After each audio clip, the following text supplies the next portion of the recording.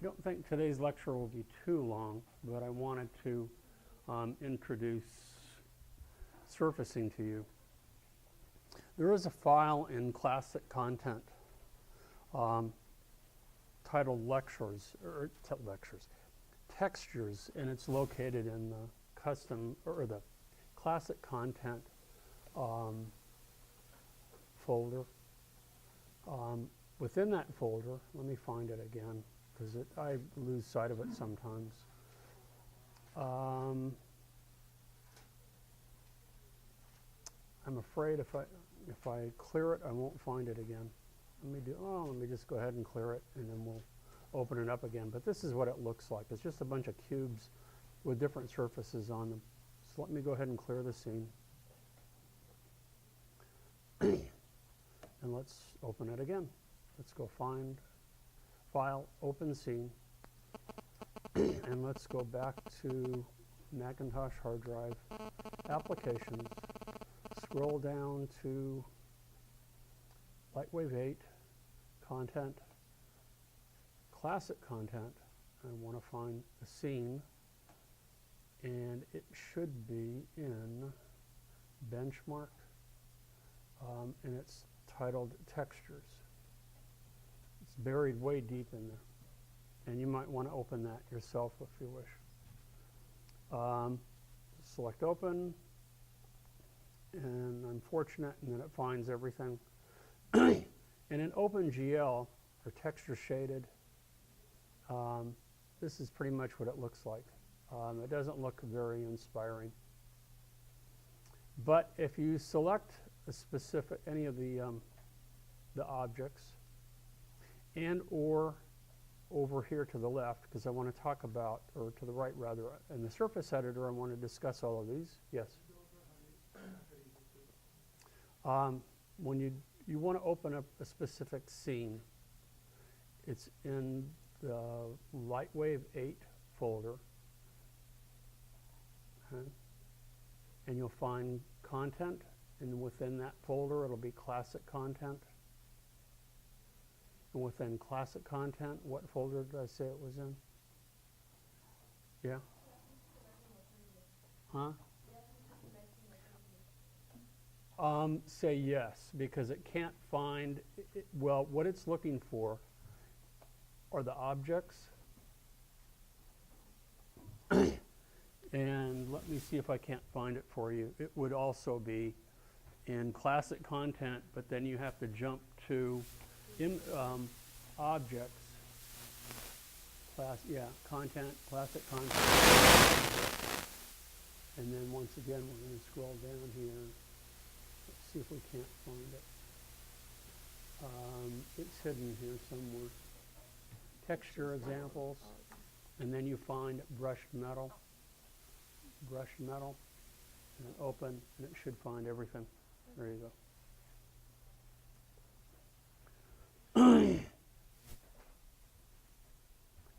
Okay, so looking at these in OpenGL, they don't look very spectacular. I mean, they look pretty plain, just solid colors. But you will need the surface editor open. Are you able to find that? Any luck? Yeah. Okay. So make sure that you have the surface editor open. If it's not, just click right here, Surface Editor. And now you'll notice if you have one of these specific objects selected and you select the texture within it, they look dramatically different from one another. Okay? We have everything from cauliflower to chrome, from some, a cracked surface to a moonscape type surface. And the objects for all of these are identical. They're cubes. It's the only difference in each of these is that the surface has changed. And what you can see here is that you can make, the same object look totally different just by altering the surface. And another thing that you'll probably want to do, and some of you have already done it, is under Window, we want to bring up presets. So we have presets open. Now you'll notice I'm going to go ahead and clear this one here. You should have by default, when you see workspace, it should show the default surface and nothing more. If you look at the others, we have textures, metal, nature, organic. There's a whole bunch of these in here that you should have available to you. And I want to discuss this in a minute. I'm going to go back to workspace, because you'll be able to create your own library of surfaces, and you'll be able to also add to these in any number of ways. Okay? So you can add to your own surfaces, or add to these existing surfaces. Now, because, what is it? What's the program? It's deep freeze is loaded on all of these. That may not stick, but at least while you're working, you can add textures to the workspace. But if you're working on these files at home, you can create custom libraries of surfaces, and I strongly recommend that you do that to create your own particular group. There's one other thing that we'll be using pretty soon, and that will be when we go to render. And this will be a nice, will be very helpful. You notice I'm kind of cluttering my desktop with all of these, these little panels here, but they are extremely useful in modifying and determining what surfaces work. When you select render, what we want to do is enable something called Viper. It stands for the Versatile Interactive Preview Render. When you click on that, it enables it, but we also need to go under Render Options. And when you do so, notice that Viper is enabled here, so it should turn up okay. We also want to make sure that ray trace shadows and transparency and reflection and refraction are turned on. That's also useful. Okay. Now, when I click on Viper, nothing shows up at the moment. If I select any one of these other textures, okay, they're all named, and with names that correspond pretty much to the look of their textures, like clouds. It looks like fluffy clouds. Okay. So I'm going to do a quick render here, show you what these cubes look like in their final rendered form. So let's go ahead and render frame.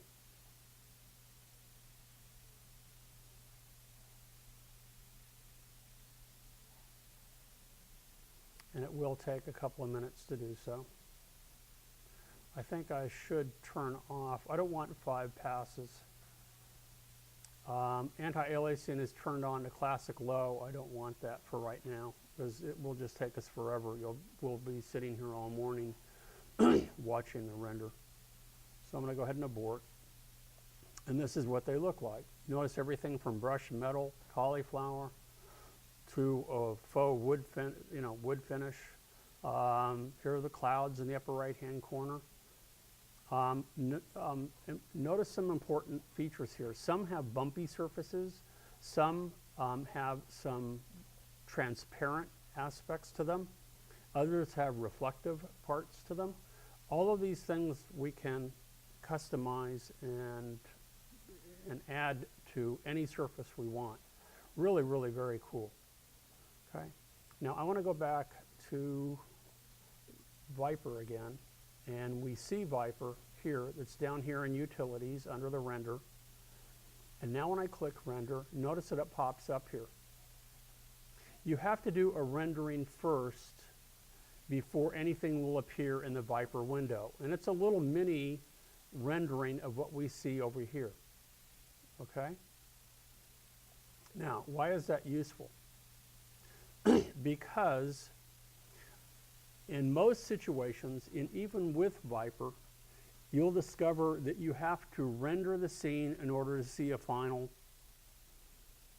take a final look at what your surfaces are going to look like.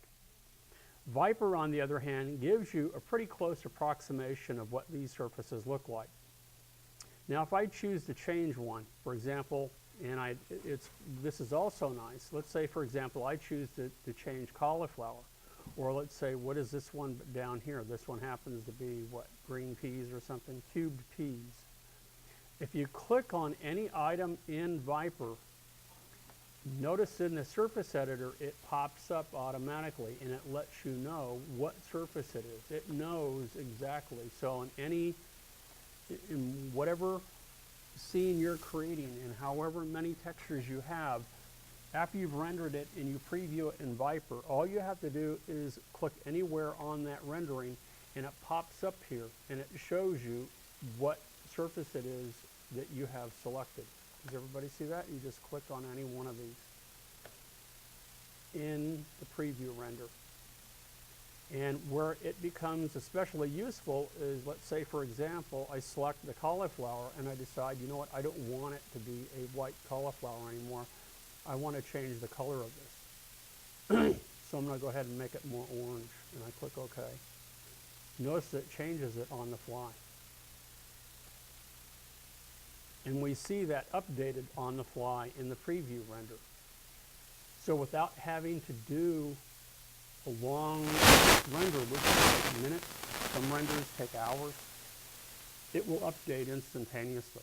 So Viper can be very nice. As I mentioned, I want to go ahead and go to cameras, and I want to go to camera properties. And where it says classic low, I'm going to say none. For right now, to do a quicker render, I do not want any anti-aliasing at the moment, because that slows down the rendering as well. Okay. Now, another thing that you should notice too is that as soon as I change that texture, said cube cauliflower, that texture is permanently changed. There is no key command, there is no way of undoing it. Once you stomp on a texture, it's gone forever. And as you can tell, some of these, and I encourage you to look at any number of these as well as some from the presets, are quite complicated. And they can take you quite a while to create. So what's the way around that? Since I didn't do too much to my cubed cauliflower, I can go back here and I can select the white again and bring it back to its original condition. So before I make changes to it, one thing that you may want to do is to save that texture, a copy of the texture. To do that, we can save that in our workspace by just looking at the little preview here in our surface editor and double clicking on it. And when I double click on it, notice that it adds it to the workspace. So now I can come in here in my surface editor and I can go back and I can say, yeah, now I want to make that part of that orange. And notice that it only changes the one that I have here in my file. It does not change the one that I have in workspace. Now, if I want to make an additional folder for custom textures or to reorganize my textures, I can do that too. The way you do that is with the surface, the presets up here in Workspace. If you command click or right click on here, you notice it brings up a little pop-up window. And we have preset and we have library. We can create a new library, which is very nice. So I'm going to go ahead and create my own library. And I'll click on here. And I'll name it Kirk's Textures.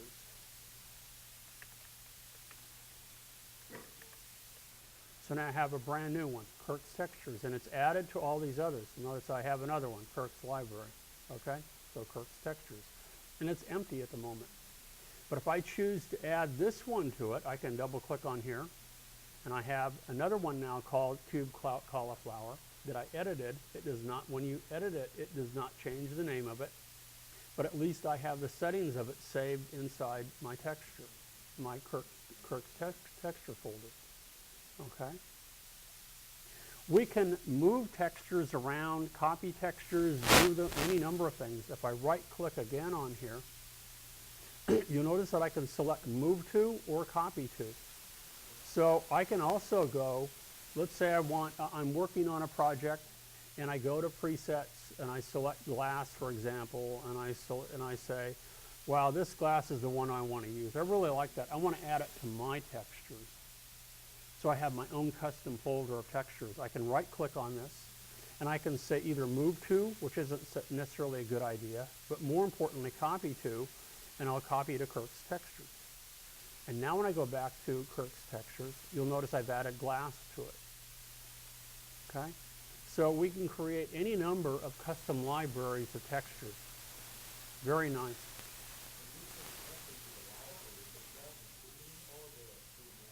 Wait, I can't hear. Go ahead.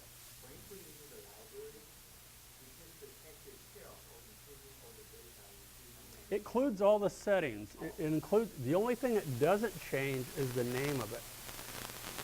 If you wish to change the name of it, you could set name here, and you could you could go ahead with this one, and I could go ahead and under text I could set name. Notice it says cubed cauliflower. I could call it Kirk's cauliflower. You can call them whatever you want. You could have 5 textures that are identical to one another in their settings, but the file names could be different. Okay? Now, what does that mean? Remember I went back here. Let's go ahead to Workspace again. And let's say I want to make a copy of this version of cauliflower and copy it to Kirk's textures as well. And I'm going to go back to Kirk's textures. Let's go back over here, Kirk's textures. So now I have 2 with the same name. Well, let's say I decide, you know what, I really goofed this up. I didn't want this texture after all. Luckily, I made a copy of it back here. So I have my original color settings. I have whatever settings that I've used. To add any of these or change any of these, and some of you have done this already. You've done this with the reboot character. You've also done this with the table and lamp. All I have to do is make sure that I have the right object selected over here, the right surface, or the correct one. Double click here, and it says load settings, and I select yes. It replaces the settings. It does not change the name. Okay.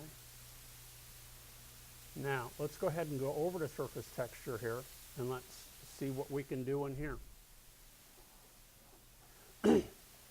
What we can do, and for our purposes, we typically edit by object, but you can also edit by scene. Okay? When we select in here, it says surfaces with the same name will be edited as a single surface, yes or no. Now, oftentimes, I'm going to say no. That would be useful. That could be a yes. And here are instances when you would want to edit by object, or you would want to edit by scene.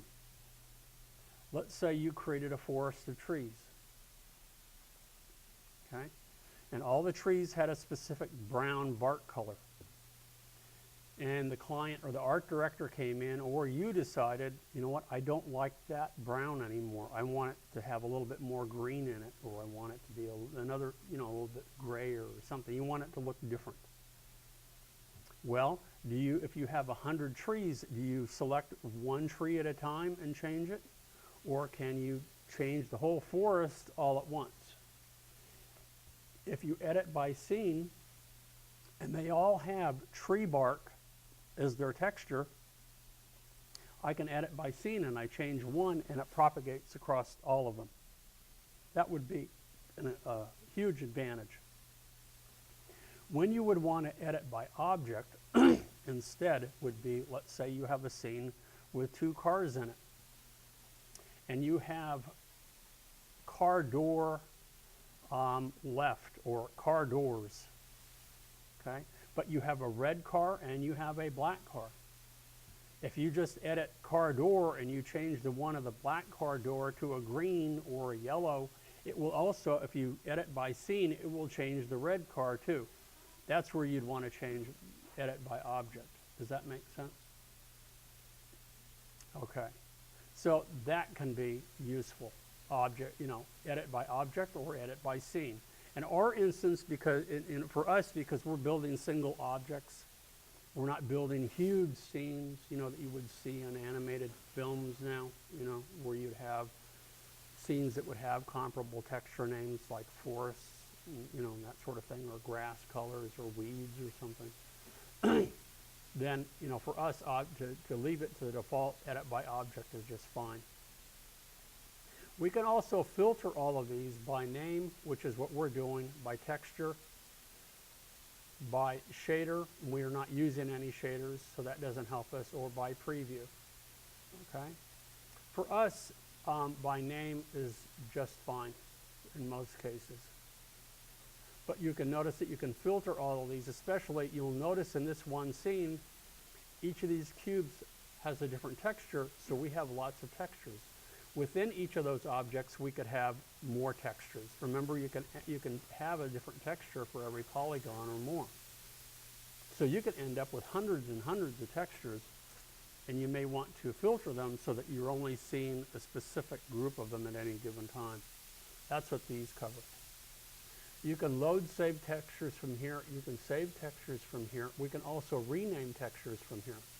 So instead, if I want this instead of cube cauliflower and I want to rename this, you click on here and I can rename it. That's the only thing that allows you to do in here. It does not allow you to delete the textures. Why that is, I do not know. Even in version 9, you cannot delete the textures. If anybody can figure out a way to do it, please let me know. Can't delete them. You can rename them. So if you're not careful, you could have a whole bunch of textures that you do not use, but you can't get rid of them.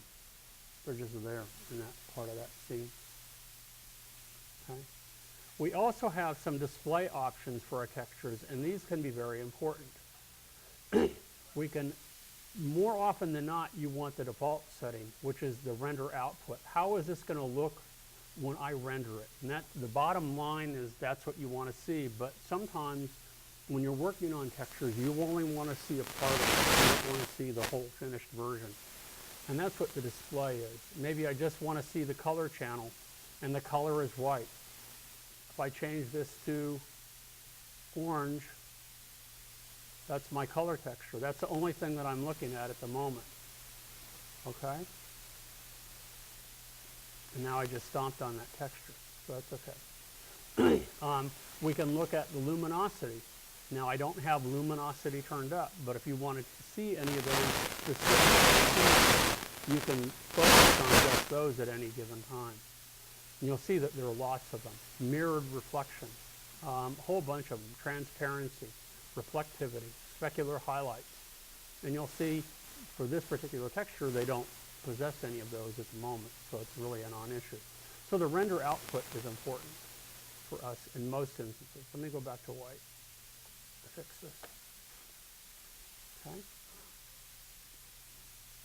What did they put here? Okay, that's what they put. Never mind. Before I get down here, I want to talk about more of these. Okay, the next are the options that we view or are able to view the preview.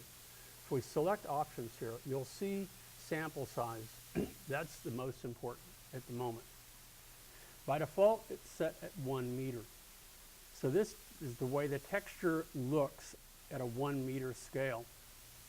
If you decide, and you're, or depending on what it is you're building in your scene, you may want to change the scale size so you can get an idea of what it's going to look like.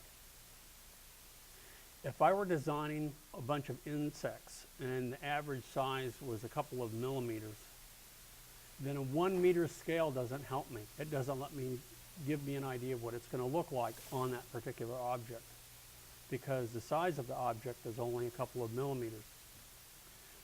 Likewise, if I'm building for a Star Wars movie a huge planet, and I'm talking of hundreds or thousands of kilometers, then a meter doesn't help me either. Does that make sense? So you would want to scale the way the texture looks. So if I change this to 1 millimeter, for example, notice that it doesn't look bumpy at all at 1 millimeter. I would need to change the scale of this. So oftentimes, and the reason I bring this up is oftentimes the way that these objects, especially from presets, are scaled, they're scaled at 1 meter.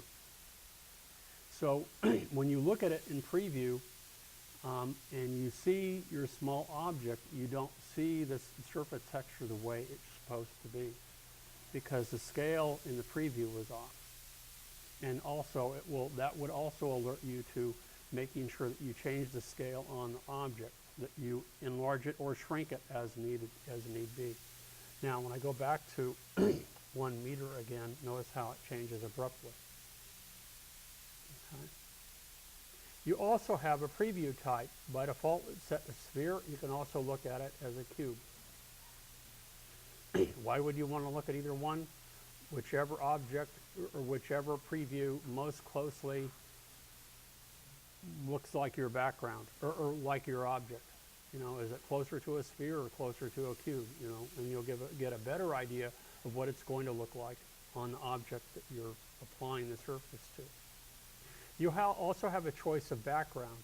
By default, it uses the background in your scene, and you see this light blue scene color here. That's not a bad way to look at it. And the reason I say that is because that will give you a truer indication of what it's going to look like in the final rendering. But if you would rather select black to isolate the color, you can do that. And you can see what it looks like in preview too.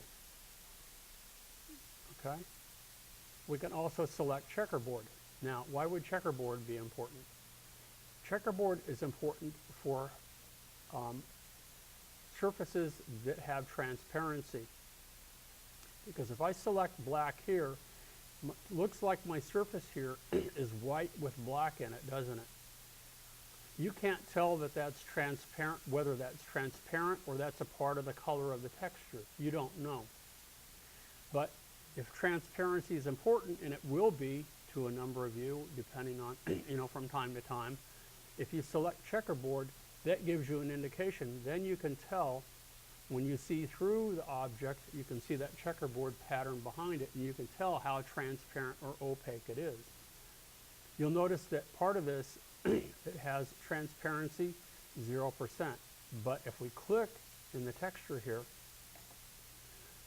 you can see the opacity layer here is 100%, and it's set to a procedural texture.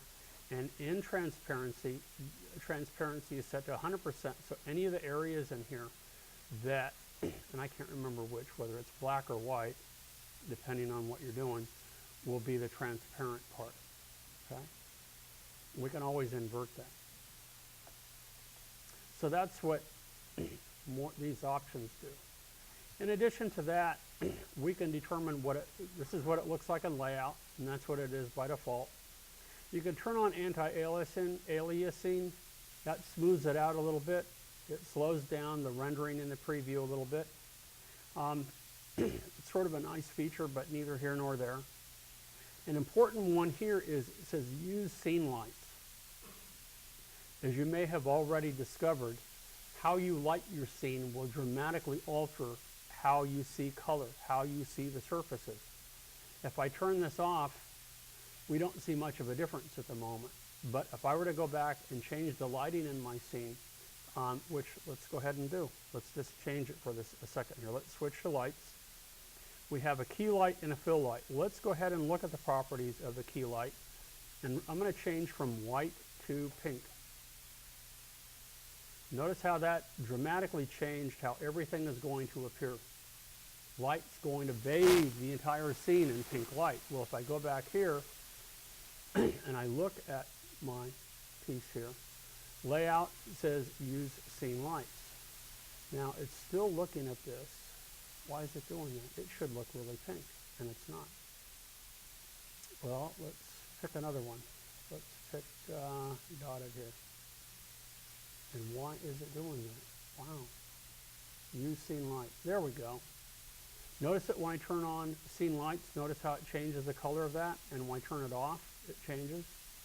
This is how it's going to look in the scene. This is what the texture looks like under normal lighting conditions, but in my scene, this is how it's going to look. It depends on what is important to you at that given time. Think about it. think about how a red fire truck looks during the day and how a red fire truck looks at night. Very different.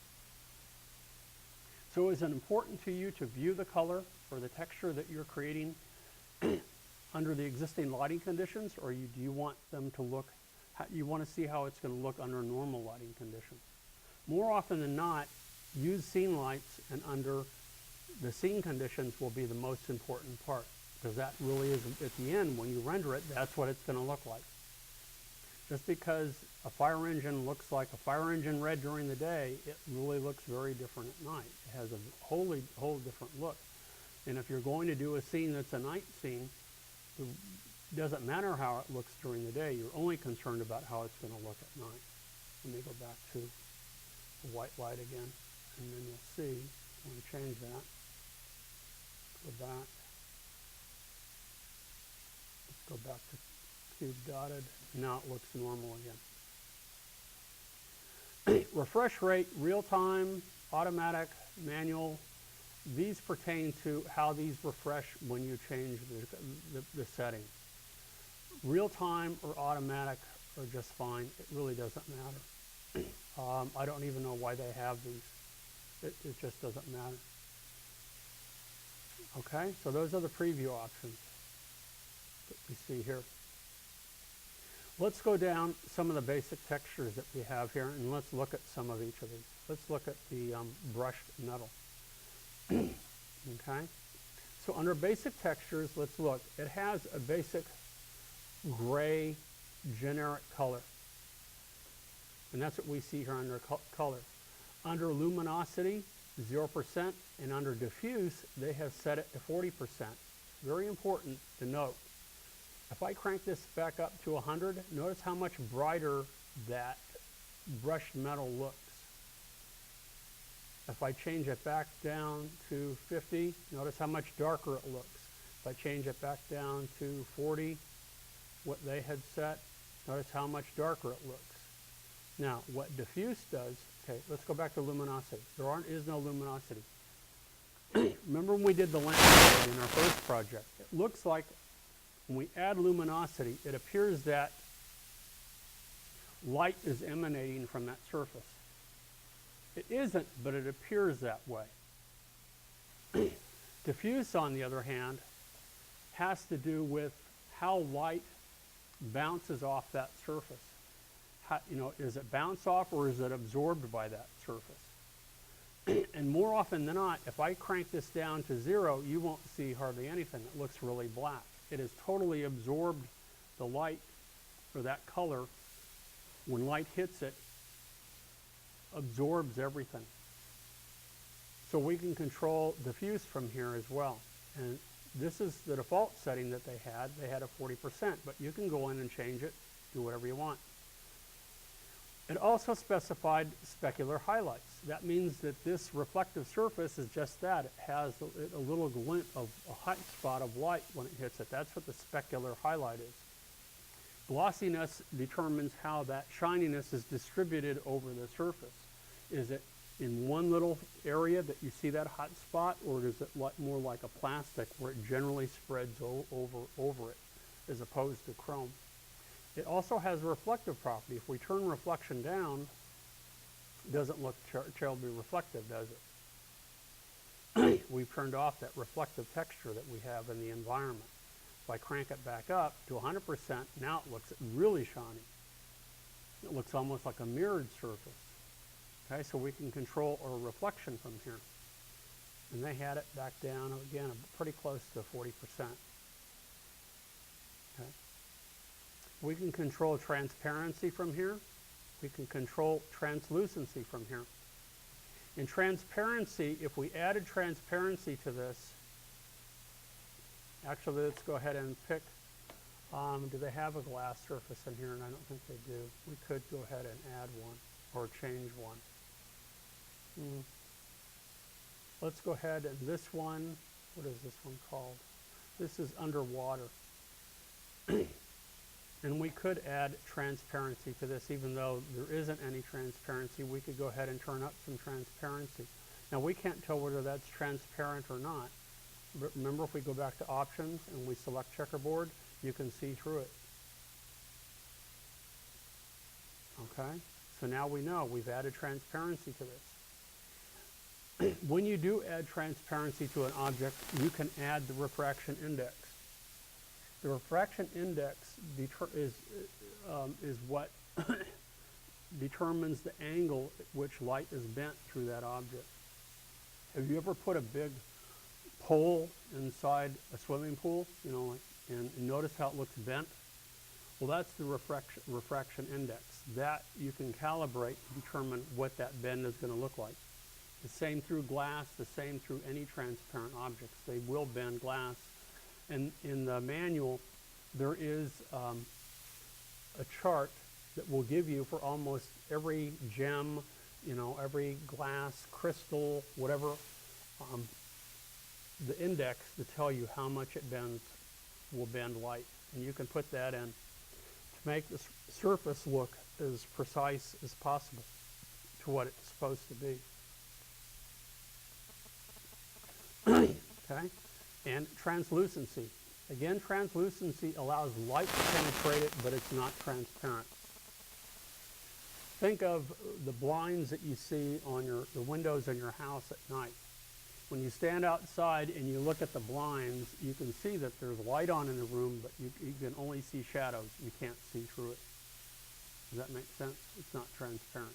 Glass is transparent. It allows you to see through it and allows light to come through it. Paper, for example, or a lampshade is translucent. It allows light to shine through it, but you can't see through it. That's what translucency is. Okay? Now we have these other settings over here. E for envelope. This enables you to edit any of these textures, or animate any of these textures if you wish, or any of these parts. T stands for texture. If I click here, you'll notice it's highlighted that they've already added a texture to this, and it looks like they've already added in the cubed water a procedural, and they have. It says a procedural texture, and it's our underwater texture, and we can look at the size here. We can look at any number of things that they have changed, settings for this particular texture. There are a whole bunch of them here. If we look under procedural types, and these are computer generated, there's a whole bunch that we can look. You can see ripples, marble. See how it changes the texture dramatically when you switch from one to the other? Okay. You can switch from marble to ripples. Okay, we're back again. We go to ripples 2. We go to clouds. And notice how each of these are changing as like underwater. We go back to that one again. Okay. So these are computer generated textures that oftentimes will add interesting, an interesting part to your surface texture. We can also, instead of the computer generated ones, your procedurals, you also have the option of adding image maps, which is what we started the other day when we added the image of the face to reboot. Or we can use something called gradient maps, which we'll get to later on in this semester. Okay? More often than not right now, we're going to use image maps and procedural textures at this particular time. So that's what the T stands for, and you'll notice some of these textures, when you click on them, have a texture added, some of them don't. If we look at the crack texture, you'll notice that 3 of these are selected. You'll notice that it wants to look like there's some sort of internal light. This looks like lava in here, so they've added luminosity. And you'll see that it shines through only in the orange part. If we were to turn this part off here, turn off the veins, it doesn't look so bright, does it? So it looks like hot lava, almost that it has this internal light source. We can turn that on, turn it off. We can crank it up, we can turn it down. And on another day, I'll show you how we can begin to layer all of these textures too. Textures can be extremely complicated, really, really complicated. But as fellow told me a long time ago when I was learning 3D modeling, Dallas Good is his name, and he used to work for Silicon Graphics a long time ago. One of the best modelers I've ever seen. He doesn't even do much of it anymore because he developed carpal tunnel, so, you know, with his wrist, so doesn't do much of it anymore. But he's always told me, he said, if you can do it with textures, instead of them, you know, building a complex model, do it with textures. It'll be more efficient because you'll use fewer polygons. Also, it will be infinitely more editable when you're done. It's harder, as many of you have noticed, once you've bent an object, to unbend it, things like that, then to go back and to make changes, you know, other kinds of changes, especially surface changes later on. Those are easy to change. So we have a specific color here. You'll notice that they added veins, which is the procedural texture. They added the luminosity, which is applied to only the veins. And they added something down here called a bump map. I didn't talk about that yet. Bump maps make things look bumpy. Just that. They make them look, surfaces look raised or receded or caved in. And you'll notice a bunch of these here. The cauliflower has a bump map. That's what this comes from. Notice that this one looks crumpled or wrinkled, like this blue, kind of a rocky kind of surface, crumpled texture.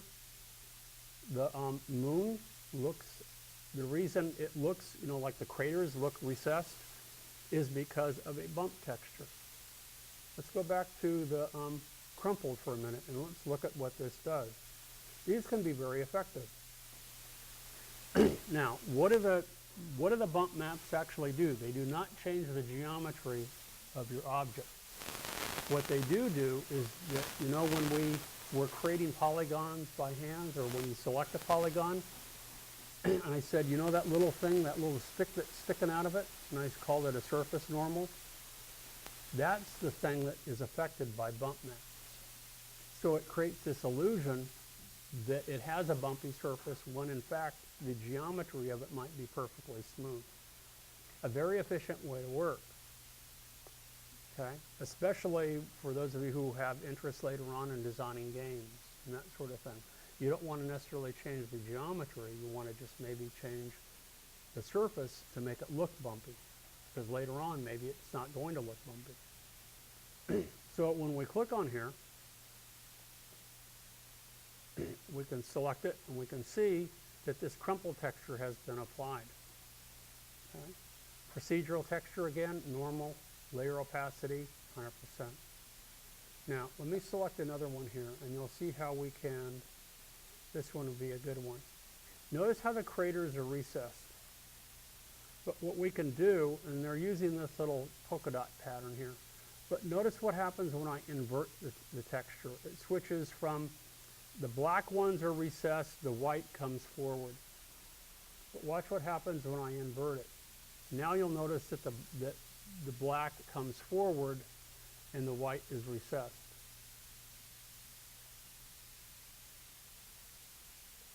Some amazing things that we can do with all of these. Really amazing things that we can do. Okay. Now, we have some advanced textures that we can utilize here. Surface opacity, some special buffers, vertex color maps, which we'll cover later. Glow is a nice one too. We can add glow to these. So for example, let's go ahead and back to the cauliflower, and maybe we want this to glow. Okay, so let's go ahead and add glow to this, 100% for the time being, and you'll notice that nothing happens here at the moment. But what I need to do here under Window, I need to go to Image Processing, and I want to enable Glow. And intensity is 50% by default. Glow radius is 8 pixels. Let's go ahead and make this 100%. And let's add pixels from here. And notice that a number of these, as I'm going through these, have an E next to them. meaning that they can be animated. So what if you have a light and, or let's say you have a candle and there's a glow around the candle and you want that to look like it's flickering. How do you do that? Well, you animate not the candle, you animate the glow around it so it looks like it's, you know, vibrating, it's going in and out, flickering. That can be enveloped. So let's crank this up a bit. Let's see if I can get this to work. Okay.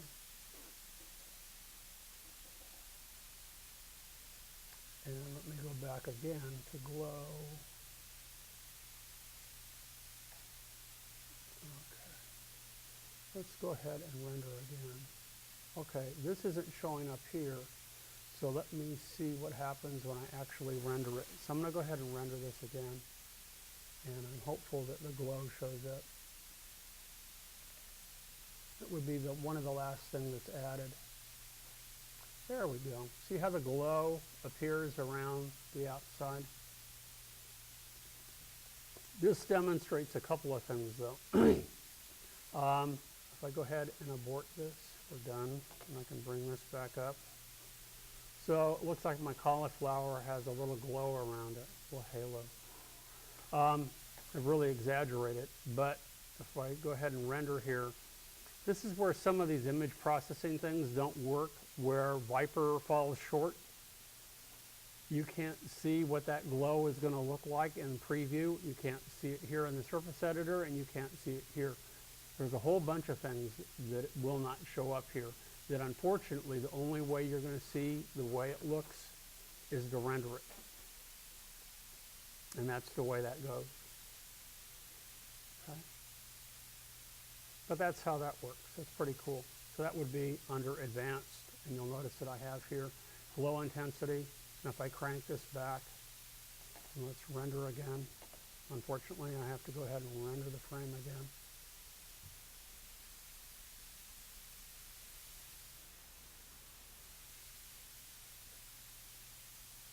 It's a little bit softer than it was before, I think.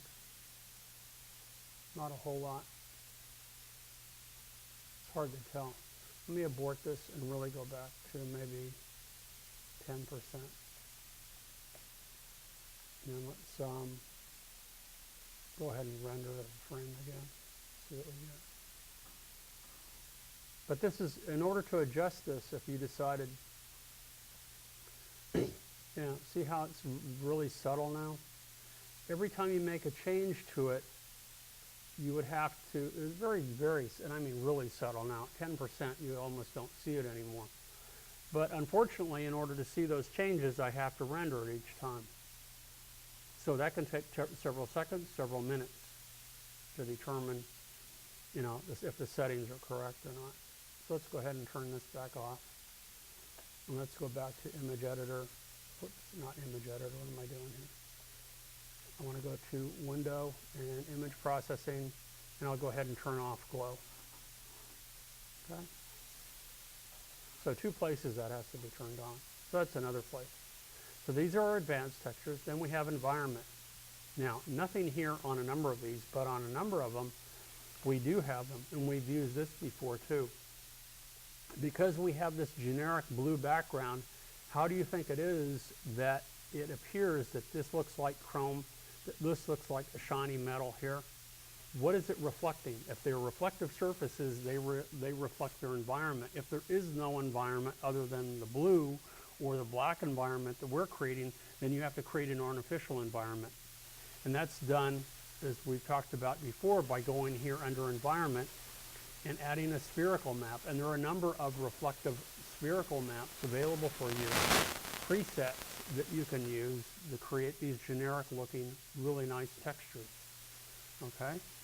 Very, very nice. And then the last are shaders.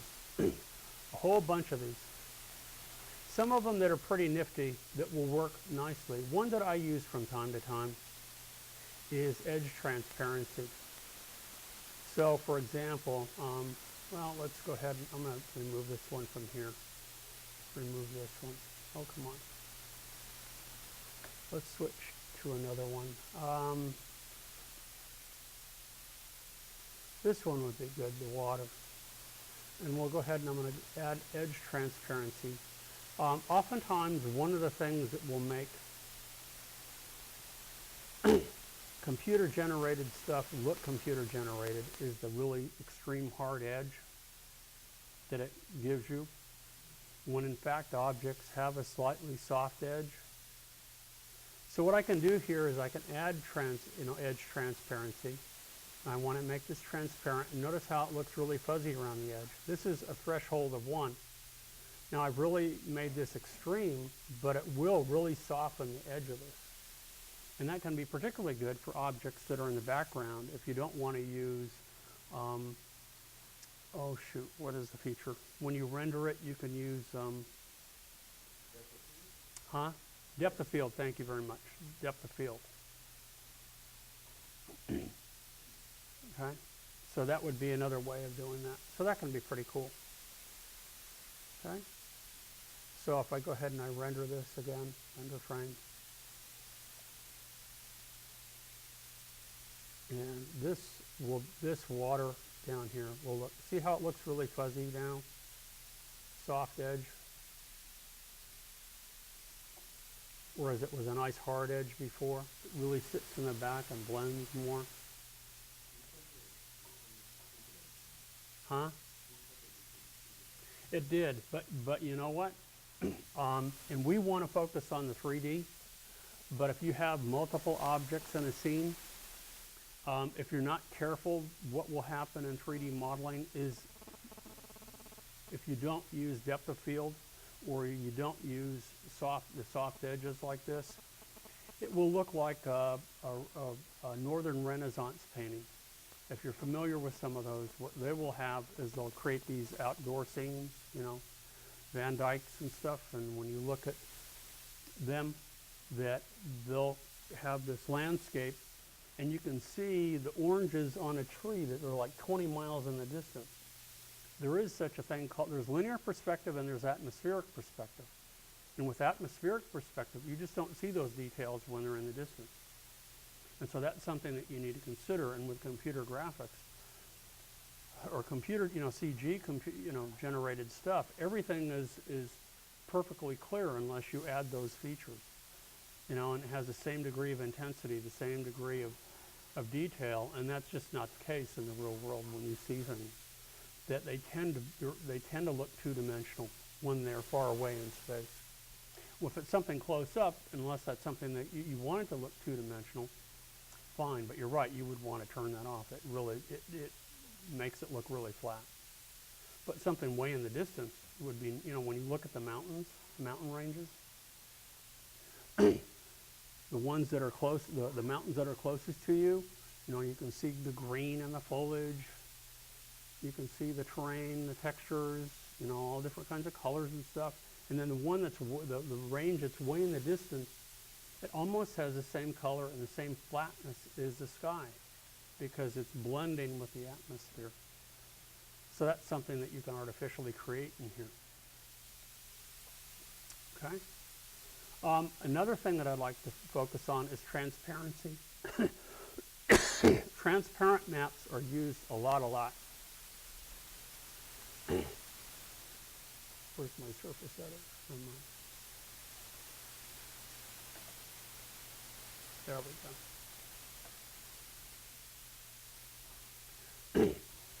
go. A very effective way for poking holes in objects or making parts of objects transparent or translucent are by using transparent maps.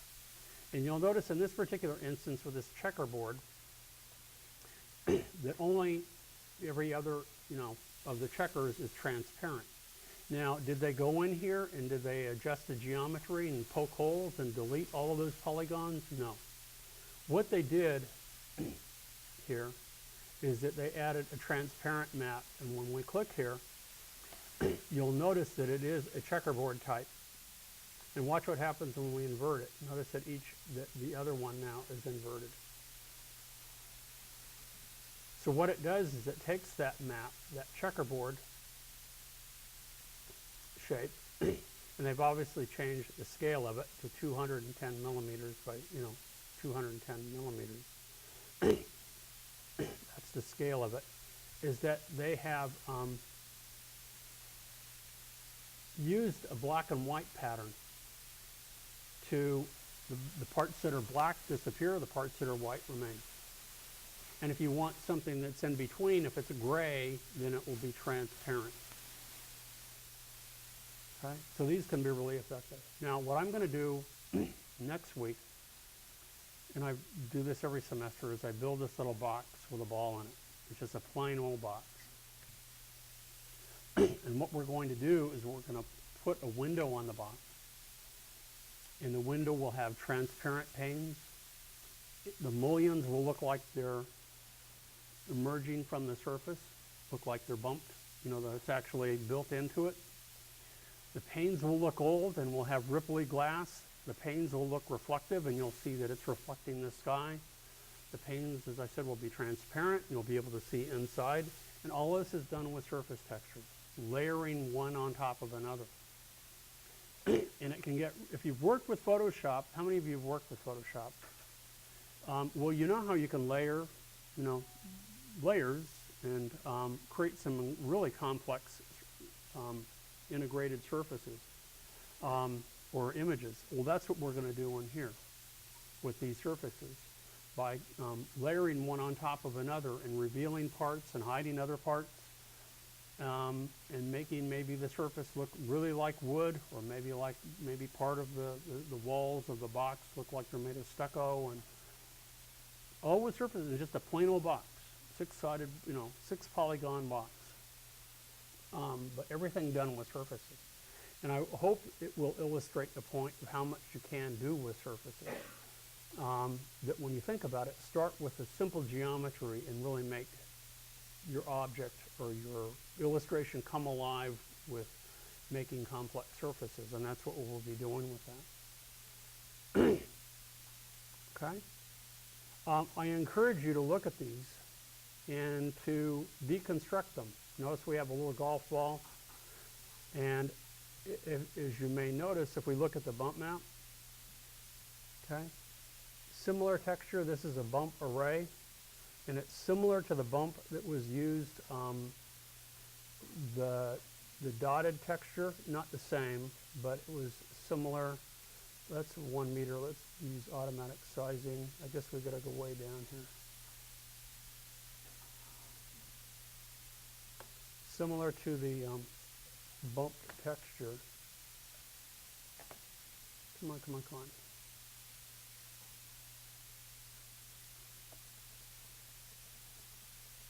Why aren't you working? This is one of the frustrating parts. I have to think again why this isn't working here.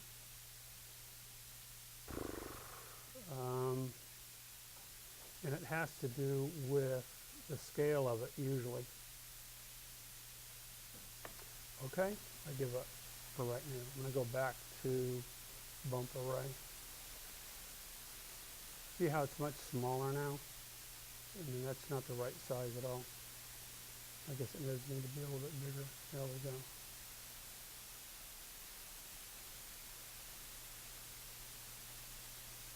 We can change those. That's why it wasn't looking right before. The scale wasn't working properly. But it sort of looks like a golf ball.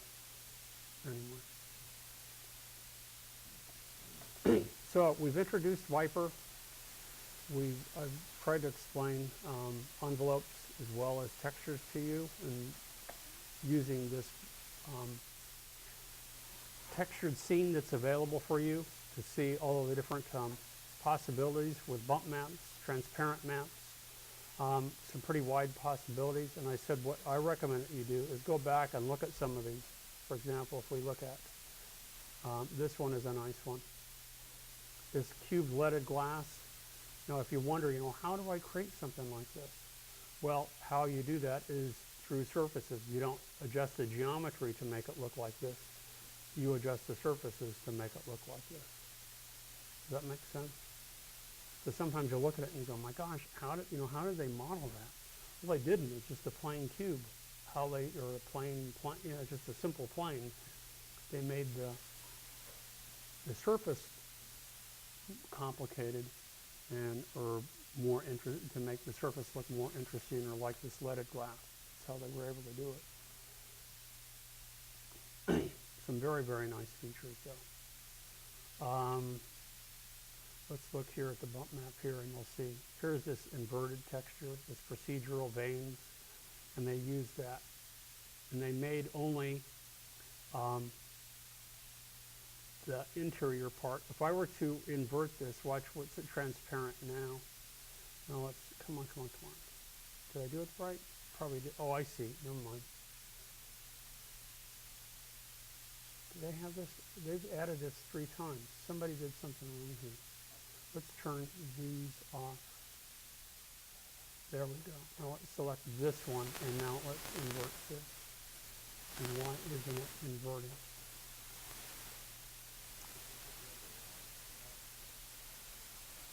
Thank you very much. I was thinking I had transparency selected. Let's turn these back on. So let's leave their texture. And okay. There we go. Okay. See how it's inverting it? The veins are now transparent and the other isn't.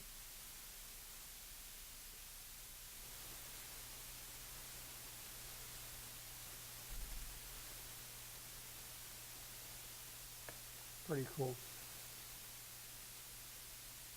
Okay? So that's an introduction to surfacing today. And then, as I said, what I will do next week. I guess I'm wishing this is Wednesday. No, this Wednesday I'll do I'll start to do the more complicated one. Okay? From scratch. And I will start with Photoshop, because the Photoshop is a great place to start when you're building complex surfaces. So far, pretty much all of these, what they have done is they've used procedural textures, and they can be extremely useful. But where they do fall short, at least I feel they fall short, is, for example, when you look at the wood texture. That doesn't look a whole lot like wood to me. And I think it's better, or more effective, I should say, is if you use image maps. And that means that you find a really good photograph of wood, or you actually bring a piece of wood in and scan it, and use that as your texture, and you map that onto the wireframe. And then depending on what you want to do, you want it to look like a really finished, highly lacquered, smooth piece of wood, or do you want it to look like this piece of wood has been washed up on the beach, is all gnarly, and has been weathered, and is bumpy, and depending on what that surface looks like will determine what you do. If you choose to add a bump map to make it look bumpy, or if it's smooth, you don't. But if it's smooth and it's highly reflective, then you will. You'll add specular highlights. You'll add glossiness to it.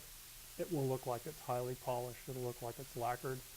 If it has a mirror finish, then maybe it has a reflective surface, and you'll have something that reflects in it.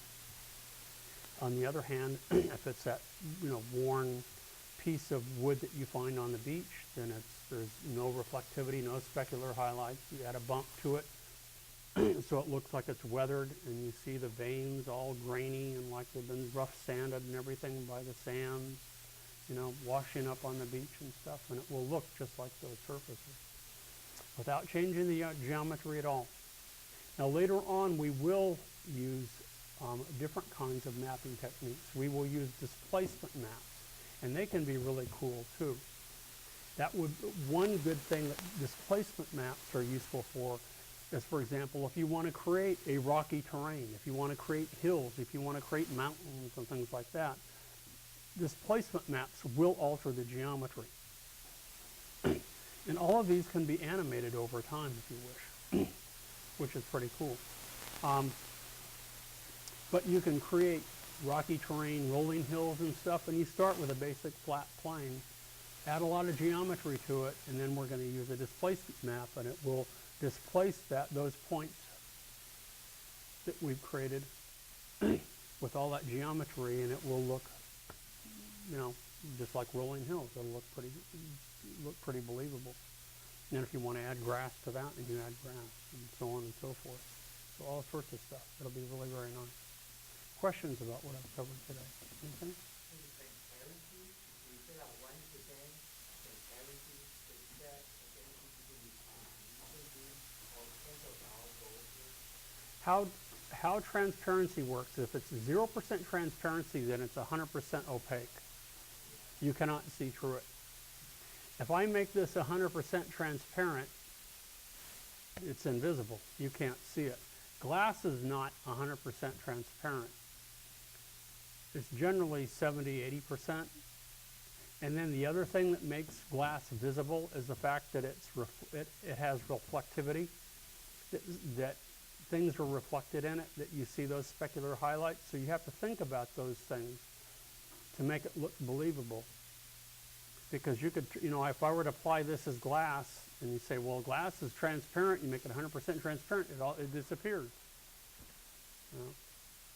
And that's not the case. So it's important to look really hard at the surfaces, determine, you know, what their color, their local color is, determine whether they have smooth surfaces or bumpy surfaces, whether they're reflective or they're matte surfaces. You start with that, whether they're transparent or translucent, and then you move on to more complex features.